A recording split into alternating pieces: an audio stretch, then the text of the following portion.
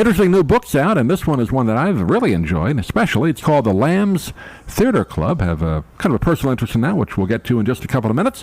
It's all about really one of the great actors' organizations up in New York City. So many great stars that belong to it. The name of the author is Lewis Hardee, and he joined us now by telephone. Lewis, thanks for joining us. How are you? Well, hi. I'm with Doug now. You got me. I'm here. Hi. Glad to talk to you. Good to talk to you. I was real happy to be able to contact you because, as I told the audience, kind of a personal interest in this book. My uncle, Tom Dillon, was the shepherd for many years with the club. So it really was a fun read to kind of get the entire story about this great club and all the stuff that he had to do with it. Well, when you get up here next, you'll have to let us know, and we'll give you a personal tour.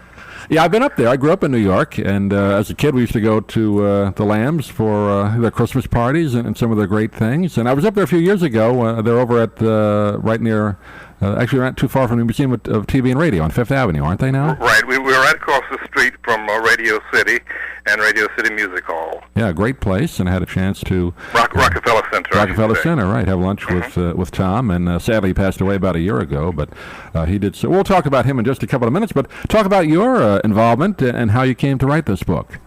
Well, I had always, I grew up in North Carolina, and I'd always was interested in theater. So naturally, I wanted to come to New York, get rich and famous, and join the Lambs Club.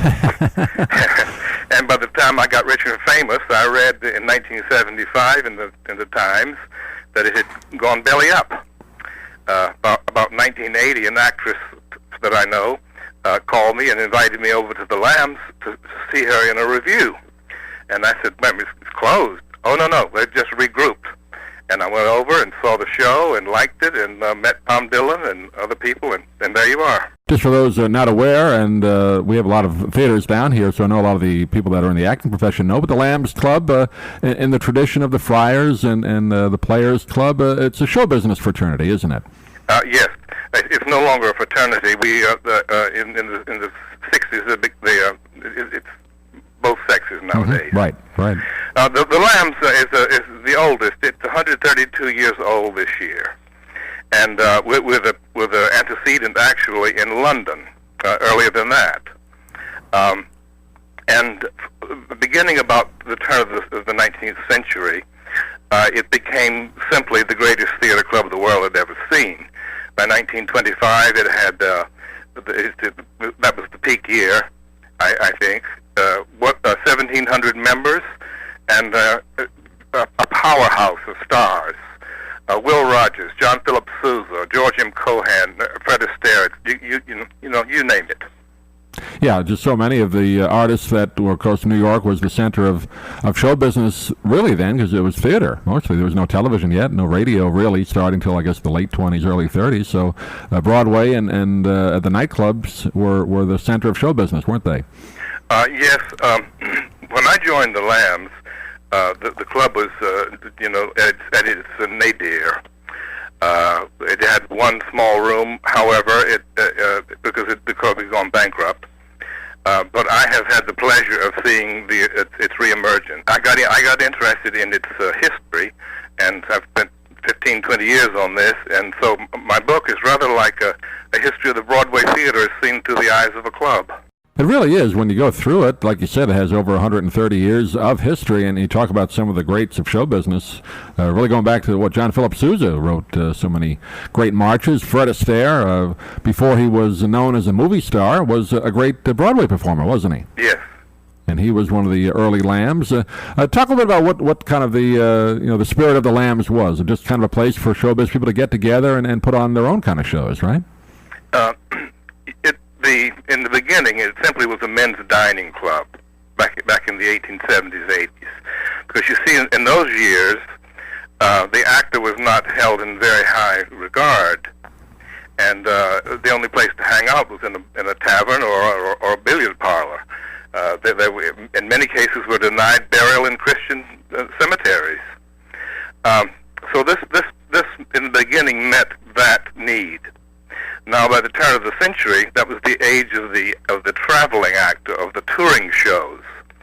The Lambs had clubhouses with guest room accommodations, because the typical actor couldn't afford a home and then to pay his expenses on the road also, you see. Mm-hmm. So in 1905, the Lambs built a palatial new clubhouse on 44th Street with, and by the time it was finished, it had 60-some rooms. And so it was a kind of a YMCA also, you see. It was palatial. A nice place for the Lambs to come back from the tour, and of course it was essentially a social club. I'm just looking at some of the pictures in the book. This one I turned to a picture of Lambs Gamble, which they call their particular shows honoring somebody, and they did one back in 1962 honoring the great Fred Astaire. Yes. And that was and the Gambles are kind of what they used to yearly shows or periodically where they put together kind of a Broadway production in effect, wasn't it? They have been small and large. Yeah. You see, the nomenclature of the club goes back to England. The president is the shepherd, the vice president is the boy, the person who puts together these shows is called the collie, and so forth. And the shows themselves were called Gambols, Gambol, because of course Lamb's Gambo. Right. And if you can stomach that corny stuff, you're in. I'd like to tell you one thing. In 1898, the club had his first clubhouse that it owned outright downtown, and with a big pet. And a man whom you probably have never heard of, but was very famous in his day, the Dean of Broadway, Augustus Thomas, was a dynamic man, a real Renaissance man, a boxer, a union organizer, and he was of the first generation of American playwrights that made a good living, writing more than just faint copies of European plays. He wrote plays. He was from St. Louis, and his plays were called In Missouri, in Alabama. And so he had an idea. He said, well, you know, we have all this talent, over 100 well-known stars. So he proposed a big gamble that would travel. And it was done in minstrel show format, which is light on its feet and can travel. And for 1 week, and I'm going to back up, he signed these stars to a binding contract of $1. Can you imagine that today? Wow. I don't think anybody would no, like I don't think so. But they gladly did it, and they traveled in 6 Pennsylvania railroad cars around the East and the Midwest, and for 1 week, and came back and with what in today's money would be $1 million. Wow. And you see that national exposure put the club on the national map. And there were 4 of these touring shows, the last just before World War I, when economics changed everything. We're talking with Lewis Hardee, author of The Lambs Theater Club, great new book out. I'm just looking at some of the other pictures in here. Let's talk about some of the different shepherds over the years. I'm looking at a picture now of Harry Hirschfeld, who was a great radio star and comedian with actually President Harry Truman, who stopped by one day. Yes. Talk about Harry Hirschfeld. He was a shepherd for quite a while, wasn't he? Well, he was a very funny man. I won't try to imitate his humor, but he was a funny one. Wasn't he on Can You Top This? Yes. Great radio show that was on for a long time, and I saw him once when I was a little kid. He was still there, and a very funny guy at the Lambs. And of course, Tom Dillon, who personal family interest in, he was the shepherd for the longest, wasn't he? Yes, he was a wonderful man.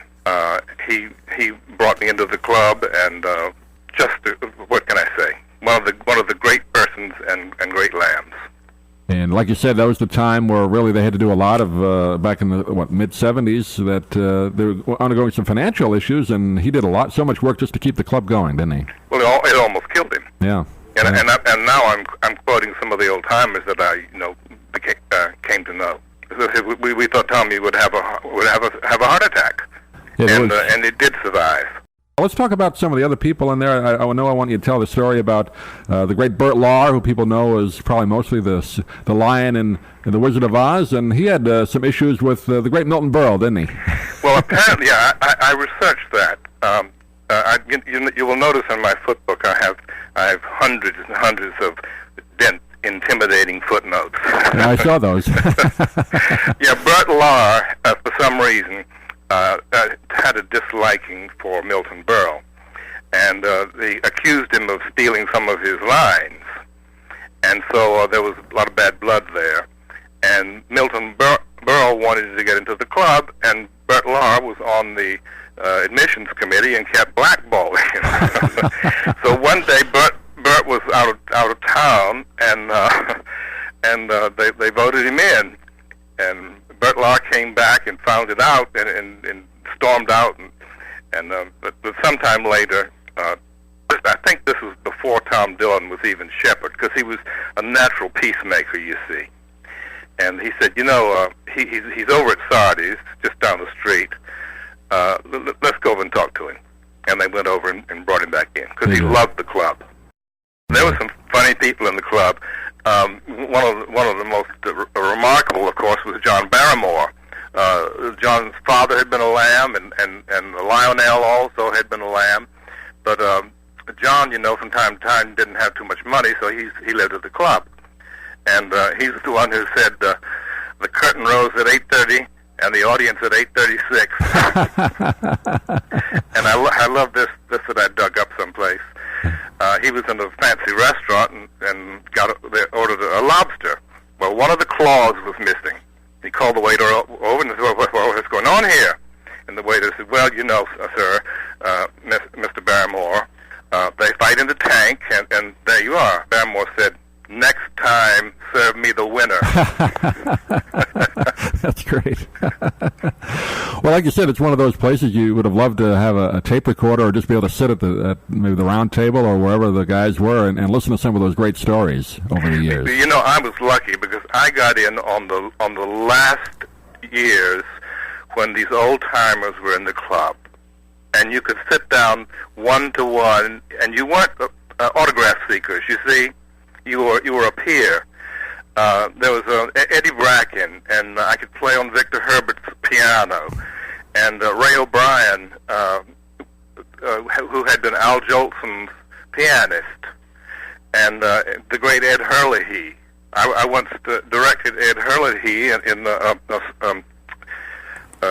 concert version of Showboat, and he sang Old Man River. Of course, he was a great announcer at the Kraft Music Hall. Did so many voiceovers. Right, the voice of Kraft Cheese. You've all heard Ed Hurley's voice, even if you didn't recognize the name. He's one of the great broadcasters of all time. Well, how's the club doing now? I know it's still going. It's not as big as it was membership wise, but what's the status of the Lambs Club right now? We're doing fine. When I joined, it pretty much hit bottom, which I think is why they let me in. They wanted members.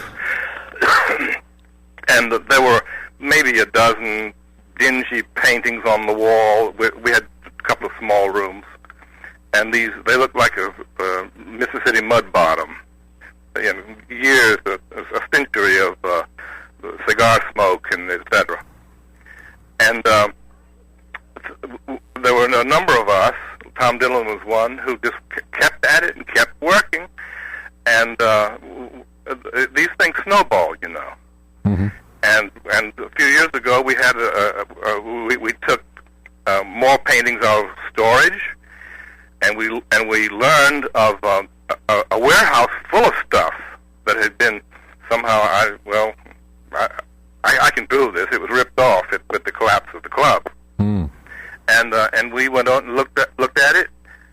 And when the girl opened the door to show me this big warehouse, I felt like Carter, looking at King Tut's tomb. Wonderful things. So we bought that back. We bought back our own stuff, and we've had an ongoing restoration project, and we have an entire floor now in this splendid clubhouse facility. Right there in the Theaterland, and you should see the paintings. It's really very impressive, statuary and etc. We have a portrait of every one of the 32 shepherds. it's a great place to go. And if you're ever up in New York, and of course, Lewis down here, I don't know if you've been to Sarasota. We have so many live theaters. A lot of actors and actresses make their home down here, and I think this book is going to be of interest to them. And it's called The Lambs Theater Club. It's published by McFarland Press. Can they get it on the websites, Lewis, or where can they get the book? I'll tell you what else. McFarland is McFarland pub.com. So we can go to that website. And also, they should take a look at our Lambs website, because you can click and see it, take a tour of our facilities, and you can click and see the 6,000 names on our roster over the years. And that address is www.the-lambs.org.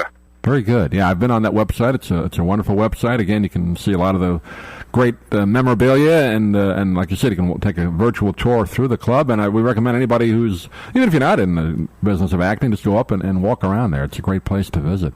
Well, Lewis, I'm glad we had a chance to chat today. I'm glad we got to meet over the phone. Hopefully we'll do it in person one of these days. I want you to. Just make sure that you let me know, because I'll give you a personal tour. Great. I'm looking forward. I'm going to be up in New York hopefully sometime this year, and we'll do that. And again, it's called the Lambs Theater Club. Lewis Hardee's been with us. And Lewis, thanks for joining us, and we will definitely do it again down the road. Thank you, Doug. We'll talk to you soon. Enjoyed it. You too. Bye now. Bye-bye.